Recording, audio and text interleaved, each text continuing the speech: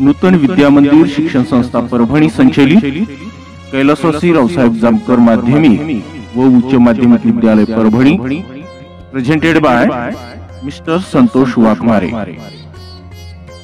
वर्ग 7वा सामाजिक शास्त्रे, विषय इतिहास, प्रकरण 7वे स्वराज्याचा कारभार।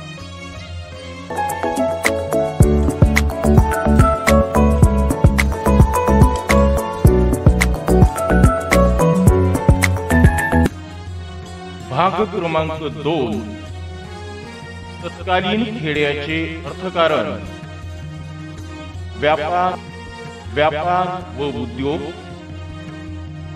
लष्करी व्यवस्था, हेर खाते।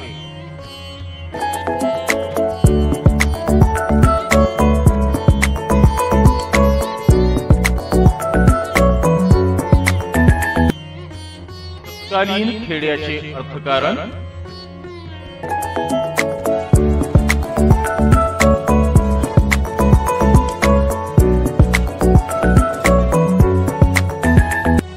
शिवपूर्वकालीन खेडी स्वयंपूर्ण होती।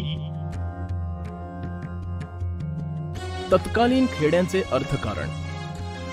मुलांनो, पूर्वी शेती हा खेड्यातील प्रमुख व्यवसाय असल्याने शेती व्यवसाय हा खेड्यातील अर्थकारणाचा कणा होता। खेड्यात शेती व्यवसायाला पूरक असे व्यवसाय चालत असत। शेतकरी शेती पिकवत असे व गावाची अन्नाची गरज भागवत असे, तर गावातील कारागीर वस्तूंचे उत्पादन करत व ते त्या खेड्यातील लोकांच्या गरजा भागवत। उदाहरणार्थ, लोहार हा अवजारे बनवत असे आणि तसेच लोखंडाच्या वस्तूही बनवत असे। कुंभार मातीची भांडी बनवित असे, त्यामुळे गावाच्या गरजा गावातच पूर्ण होत असत। त्यामुळे त्यावेळची खेडी स्वयंपूर्ण होती। खेडेगावामध्ये वस्तू विनिमय पद्धत होती।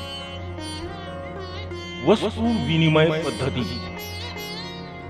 खेडेगावामध्ये वस्तू विनिमय पद्धत होती म्हणजेच एखाद्या सेवेच्या किंवा वस्तूच्या बदल्यात त्या व्यक्तीस पैसे न देता वस्तू किंवा धान्य देणे ही पद्धत होय। या पद्धतीच्या केंद्रस्थानी शेतकरी होता।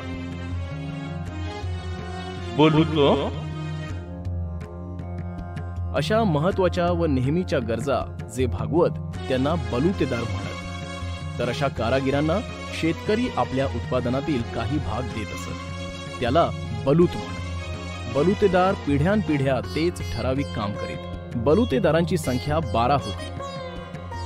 उदाहरणार्थ, गुरव, चांभार, कुंभार, सुतार, लोहार इत्यादी। व्यापार व उद्योग।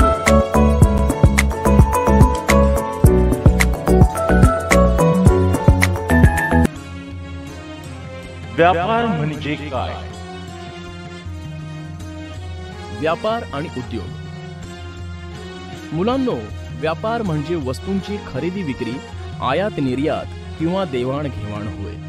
महाराजांना नेहमी असे वाटत असे की व्यापारात वाढ झाल्याशिवाय राज्याची भरभराट किंवा राज्य समृद्ध होणार नाही। शिवरायांनी व्यापार वाढीस चालना देण्याची कारणे: व्यापारांमुळे नवनवीन आणि गरज असणाऱ्या वस्तू राज्यात येतात, वस्तूंची मुबलकता वाढते, संपत्तीत भर पडते, राज्याचा खजिना वाढत जातो। शिवरायांनी व्यापार वाढीस चालना देण्याची कारणे: राज्याची भरभराट होते, नवनवीन गरजेच्या वस्तू राज्यात येतात, वस्तूंची मुबलकता वाढते, व्यापार वाढतो, संपत्तीत भर पडते। आज्ञापत्रातील वर्णन। महाराजांनी आपल्या एका आज्ञापत्रात म्हटले आहे की साहुकार म्हणजे राज्याची व राजश्रीची शोभा आहे, म्हणजे व्यापाऱ्यांमुळे राज्याला शोभा येते। स्वराज्यातील उद्योगांना संरक्षण। महाराजांनी जसे शेतीत फार मोठे बदल घडवून आणून सुधारणा केल्या, तसेच त्यांचे उद्योगांबद्दलही मत होते। त्यांनी स्वराज्यातील उद्योगांना संरक्षण देण्याचे धोरण आखले होते. आपल्या राज्यातील उद्योगांचा विकास झाला पाहिजे असे महाराजांना वाटत असे. यांचे उत्तम उदाहरण म्हणजे मिठाचा उद्योग. त्यांनी स्वराज्यातील कोकणातील मीठ उद्योगाला संरक्षण दिले. त्याचवेळी पोर्तुगीजांच्या ताब्यातील प्रदेशातून स्वराज्यात मिठाची आयात मोठ्या प्रमाणात होत असे. म्हणजे स्वराज्यात पोर्तुगीजांचे मीठ विकले जात असे. त्यामुळे कोकणातील स्थानिक मिठाच्या विक्रीवर त्याचा परिणाम होत होता. म्हणून महाराजांनी पोर्तुगीजांच्या प्रदेशातून स्वराज्यात येणाऱ्या मिठावर मोठी जकात बसवली. मिठावर जास्त कर आकारला जाऊ लागला. त्यामुळे पोर्तुगीज कराचे पैसे वसूल करण्यासाठी मिठाच्या किमती वाढवतील आणि त्यांचे मीठ महाग होईल. असे महाग मीठ लोक खरेदी करणार नाहीत आणि त्यामुळे आयातीत घट होईल. त्याचा फायदा स्थानिक मीठ उद्योगाला होऊन स्थानिक मिठाची विक्री वाढेल. हा यामागचा हेतू होता. यावरून महाराजांचे उद्योग संरक्षण धोरण समजते. लष्करी व्यवस्था.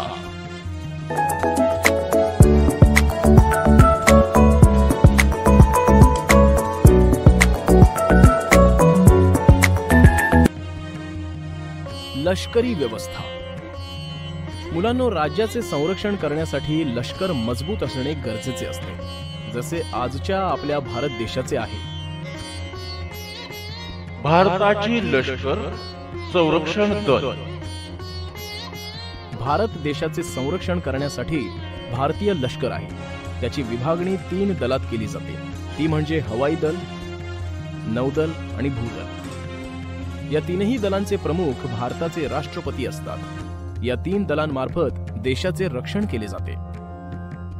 अशाच प्रकारे महाराजांनी आपल्या स्वराज्याच्या संरक्षणासाठी भक्कम अशा लष्कराची निर्मिती केली होती.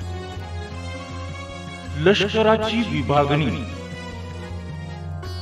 महाराजांच्या लष्कराची विभागणी पायदळ आणि घोडदळ या 2 भागांमध्ये होती.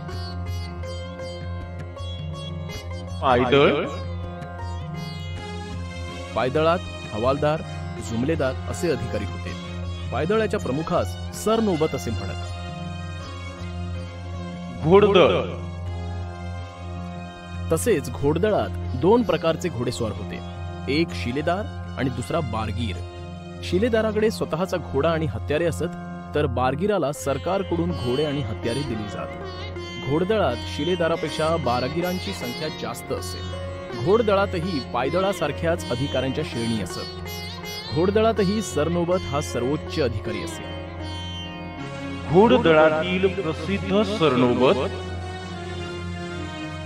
नेताजी पालकर, प्रतापराव गुजर, हंबीरराव मोहिते असे काही महाराजांच्या घोडदळाचे सरनोबत प्रसिद्ध होते. महाराजांच्या लष्करातील सैन्य 8 महिने बाहेर आणि 4 महिने घरी असे. हेर खाते.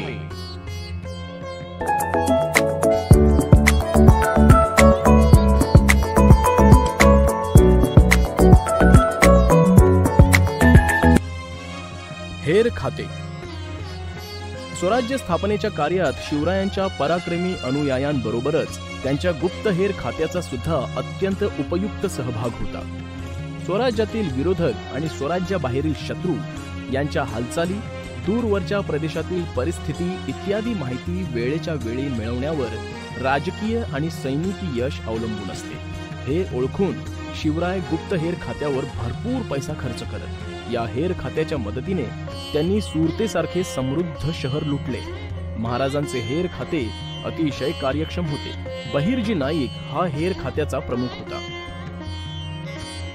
हेर खात्याचा प्रमुख बहिर्जी नाईक. राजगडापासून जवळपास 500 किलोमीटर अंतरावर असणारी सुरत ही व्यापारी पेठ लुटण्याचे ठरताच सुरतेची संपूर्ण माहिती, एवढेच नव्हे तर कुठे निश्चितपणे भरपूर धन हाती लागेल या सर्व गोष्टींची माहिती नाईकांनी महाराजांना दिली होती. या अचूक माहितीमुळेच केवळ 5 दिवसात सुरतेची कोट्यावधींची संपत्ती लुटली गेली. नाईक हे वेषांतर करून वेगवेगळ्या प्रदेशात जात. कधी फकीर, वासुदेव, कोळी, भिकारी, संत अशी वेषांतरे करून ते निरनिराळ्या ठिकाणाची माहिती काढून आणण्यात पटाईत होते.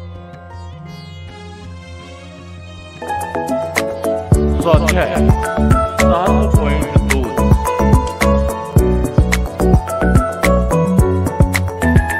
प्रश्न पहिला ओळखा पाहू. 1. बहिर्जी नाईक या खात्याचे प्रमुख होते. हेर खाते. 2. पायदळ आणि घोडदळाचा प्रमुख सरनोबत.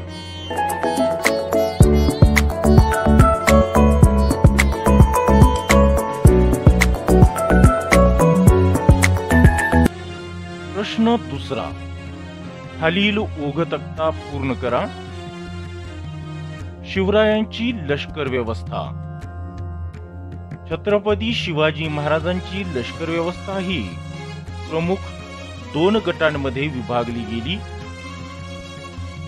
पायदळ आणि दुसरे घोडदळ.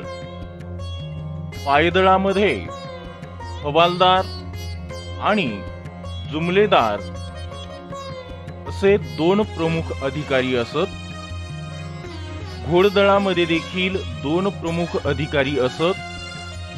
एक शिलेदार आणि दुसरा बारगीर.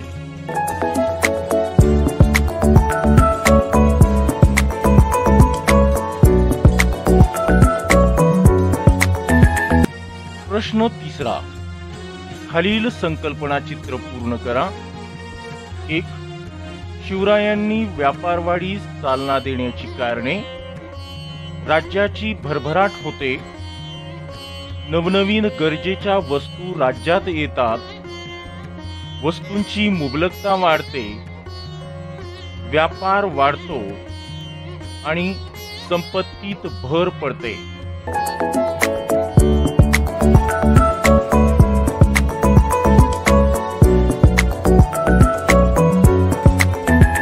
2. महाराजांच्या घोडदळाचे प्रसिद्ध सरनोबत नेताजी पालकर, प्रतापराव गुज्जर, हंबीरराव मोहिते.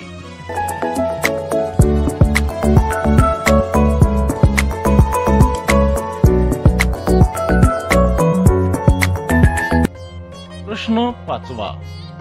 लिहिते व्हा. थोडक्यात उत्तरे लिहा. 1. शिवरायांच्या घोडदळाच्या रचनेविषयी माहिती लिहा. उत्तर. 1. शिवरायांच्या लष्करात पायदळाबरोबरच घोडदळ हा महत्वाचा विभाग होता. 2. घोडदळात अधिकाऱ्यांच्या श्रेणी होत्या. सरनोबत हा घोडदळाचा सर्वोच्च अधिकारी होता. 3. या दलात शिलेदार आणि बारगीर असे 2 प्रकारचे घोडेस्वार होते. 4. शिलेदाराकडे स्वतःचा घोडा व स्वतःची हत्यारे असत, तर बारगीराला सरकारकडून घोडा व हत्यारे मिळत असत. शिलेदारांपेक्षा बारगीरांची संख्या जास्त असे.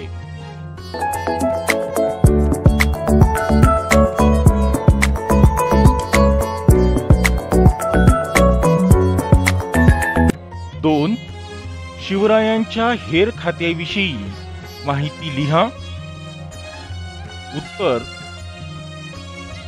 1.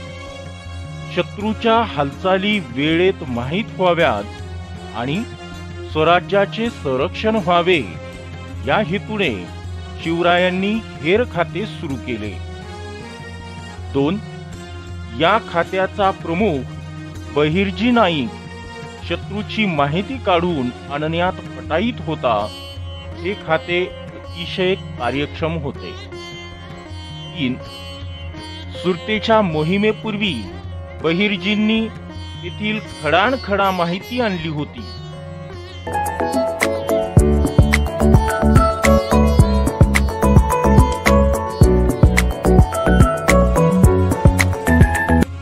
प्रश्न 6. का ते सांगा. 1. शिवकालीन खेडी स्वयंपूर्ण होती. उत्तर. 1.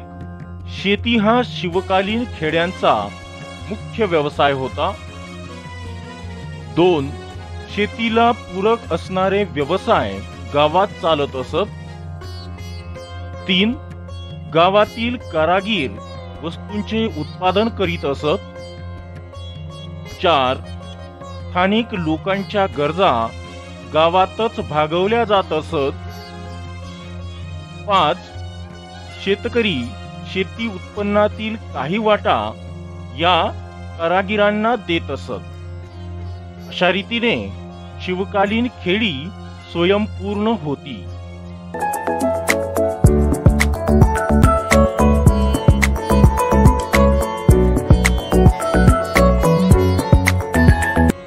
दोन, बाहेरील प्रदेशातून स्वराज्यात येणाऱ्या मिठावर शिवरायांनी मोठी जकात बसवली. उत्तर 1. स्वराज्यातील उद्योगांना संरक्षण देण्याचे महाराजांचे धोरण होते. पोर्तुगीज प्रदेशातून स्वराज्यात मिठाची मोठ्या प्रमाणात आयात होत असल्याने स्थानिक मिठाच्या विक्रीवर प्रतिकूल परिणाम होत असे. 3. पोर्तुगीजांकडून येणाऱ्या मिठावर मोठी जकात बसवली तर ते मीठ महाग होऊन आयातीत घट होईल व स्थानिक मिठाची विक्री वाढेल. या विचाराने कोकणातील मीठ उद्योगाला संरक्षण देण्यासाठी शिवरायांनी बाहेरील प्रदेशातून येणाऱ्या मिठावर मोठी जकात बसवली.